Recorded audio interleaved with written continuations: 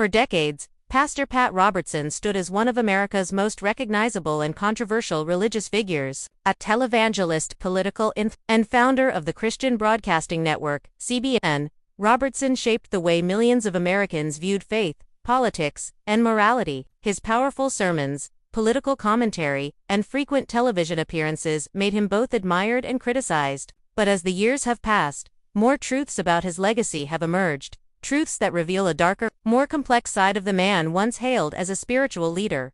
Pat Robertson's story began with faith, ambition, and the dream of spreading Christianity through television. In 1960, he launched CBN with almost no resources, broadcasting from a small station in Virginia. Over time, it grew into a global media empire, and his show The 700 Club became a staple of Christian television. Millions tuned in daily to hear him preach about God, morality, and family values. But behind the calm voice and polished image was a man who wielded enormous political power, and used it in ways that often blurred the line between religion and politics.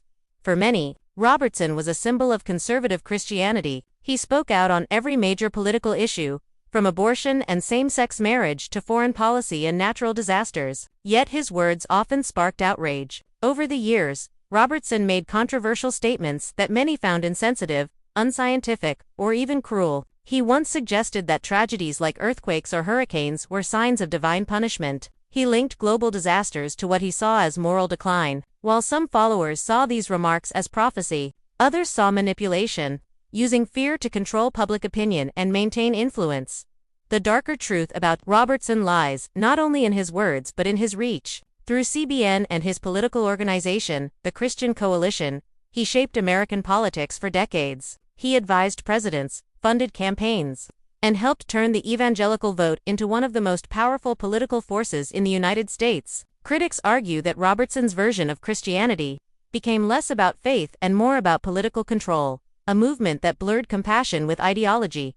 Behind the camera, stories also emerged of financial controversies. Questions were raised about how donations to his ministries were used and whether all of the money truly supported charitable causes. Former employees and insiders described a system where wealth, power, and loyalty mattered as much as faith. Robertson lived comfortably, far from the humble lifestyle he often preached about, and his empire continued to profit even as scandals surfaced. Yet, despite the criticism, Robertson remained defiant. Until his final days, he believed he was serving God's purpose. His followers continued to see him as a prophet of truth, while others viewed him as a symbol of how power can corrupt faith. The truth about Pastor Pat Robertson is darker not because of one scandal or one statement, but because it reflects how one man's vision of religion became intertwined with politics, money, and influence. His story is a cautionary tale about the dangers of unchecked authority, when spiritual guidance becomes a tool for personal and political gain.